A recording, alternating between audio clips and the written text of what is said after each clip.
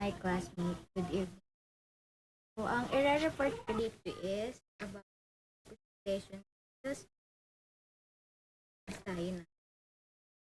What is presentation skills? Presenting clearly and effectively is an important skill for your message across. Today's generation, presentation skills are necessary and practically sectors. And most us are expected to deliver presentation on occasion, while some individuals take this easy and others find it most harderly. So, what is presentation skills? Ito, dito, pinipresent mo ng malinaw yung presentation mo at binibigay at nilalagyan mo ng kabuluhan yung pag-present. Sa iba, madali lang sa kanila mag-present or nadadali sila. Habang sa iba naman, hihirapan sila kung paano mag. Why are good presentation skills is important?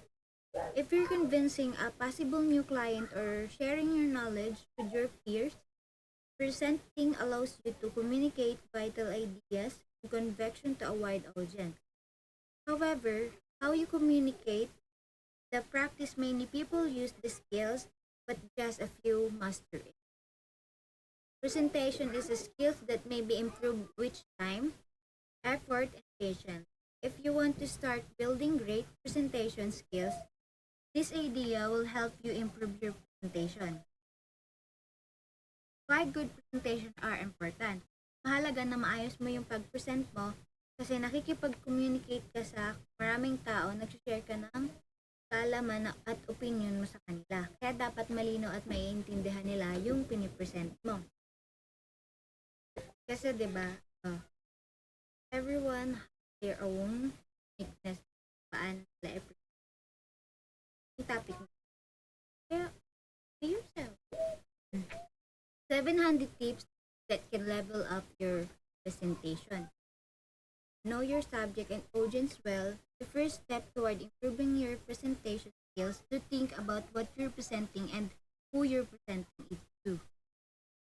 Take your time. One of the most mistake people make when delivering a presentation is speaking too quickly or quietly. There is no rush in your presentation as long as you prepared and know when to stop speaking. Speaking more slowly shows confidence in both yourself and the subject you're talking about, but if you speak too quickly, people will find it hard to understand you. So, ano nga ba yung 7 tips? Know your subject and audience well. Yung pinakaunang step mo kung paano may ipipresent sa harap ng crowd yung topic mo at paano mo i-share ang opinion mo dun sa topic mo. Number 2 is take your time. Minsan, sa pag-present, pagkakamali, kasi bukod sa kabado sa pag-present, andyan na yung nauutal at sobrang bilis na magsalita, kaya hindi na maidi-deliver ng ayos yung gustong iparating sa kanila. Kaya kung gusto mong maintindihan ng crowd, gusto mong i-share, take your time. Kasi wala namang and kaya mo naman to explain ng maayos, ng sakto lang. Number 3, practice. Sabi nga nila, practice make yourself perfect. So, habang malayo pa yung day ng pinapractice yung represent kong week. Nag-review ka na, ganun. Number 4, keep your presentation slides full.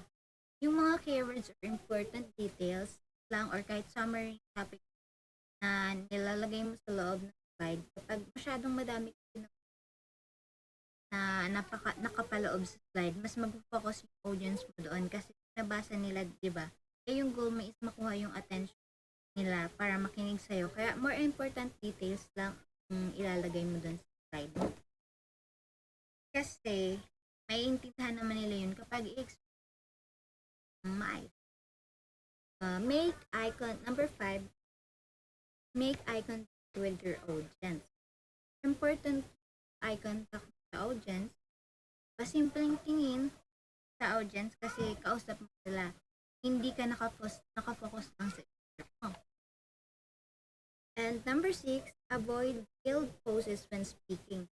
Yung mga mahabang pagpipil habang nag-represent ka or nag-explain ka, sinaktan mo i-explain. Pero kapag nag-practice ka ng maayos, hindi represent mo sa kanila. Number 7 is be yourself. Ito yung pinaka-importante kapag ka nag-represent ka. Show yourself. Hindi mo kailangan na nahiya, kasi point of view mo to. Hindi mo naman kailangan kaya. Diba? So, kung paano ka lang mag-present. What is stress management? It provides a variety of tools to help you deal with stress and difficulties. Often known as adversity in your life, managing your stress can help you live a balanced, healthier life. Stress is automatic physical, mental, and emotional reaction to challenging experience. So, what is stress managing? Managing your stress, balance personal stress sa trabaho. Managing your stress is very difficult talaga. Kasi hindi ka basta-basta maka-apektuhan. Stress, na-handle mo siya. Especially yung stress sa work, diba? Kapag alam mo kung paano i-handle yung stress, hindi ka basta-basta breakdown. Stress can be physically, emotionally, and mentally. Kaya at the same time, hindi rin madali. Stress is one of the most hardest things na challenge experience mo sa life. And the more you fight, the more you face your stress, face your problem in life, para you're all good. Stress management includes improving your ability to cope with difficult events that happen in life. Learn how to improve your emotional awareness and reaction. Practicing relaxation and techniques such as deep breathing, yoga, meditation, exercise, and prayer. Improving your personal relationship. Learning skills such as problem solving, focusing on important tasks first, and managing your time. So, meron tayong 4 na things paano mo manage yung stress natin. Number 1, improving your ability to cope with difficult events that happen in life. Learn how to improve your emotional awareness and reaction. Kapag ka-stress ka, beware sa paligid mo. Baka kasi bigla-bigla ka na lang ikaw. So, mali yun kasi syempre, first of all, yun. And, syempre, minsan may time, hindi na natin yung stress natin, napapasigaw na tayo. Para mabawasan yung dinadala mo na bigat sa loob-loob. So, hindi kasi yun pwede. Most embarrassing moment mo na yun. And also, number 2, practicing relaxation technique such as a deep breathing or meditation, prayer. Kapag stress sa trabaho, huwag mo masyadong damdamin stress. Mag-relax ka or gusto mo mag-exercise. Kapag para kahit paano, maikwento mo na lang yun kay God. At least, mababawasan yun kasi ikwento mo pa sa ibang tao yung problem, stress sa'yo, edi chinis. So, number 3, improving your personal relationship. So, kadalasan, stress tayo kasi yung relationship natin sa isang tao hindi maayos, tama? Diba? Kasi andyan yung toxic relationship. Inggit, yung iba pa.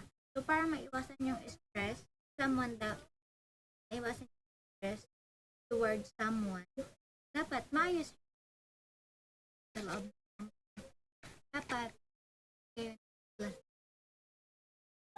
dapat, if ever man na may problem na sa loob ng company, hindi mag-open forum kayo, mag-usap kayo, para naman masolusyon, para hindi at maging sira.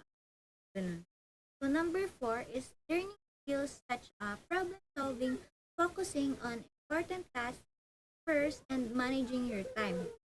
These things can reduce your stress kasi alam mo kung paano i-deal ng maayos, alam mo paano i-manage, at alam mo yung solution kapag stressed ka. At yun ay wag basta-basta magpadala sa nararamdaman, lalo na kung nasa workplace ka.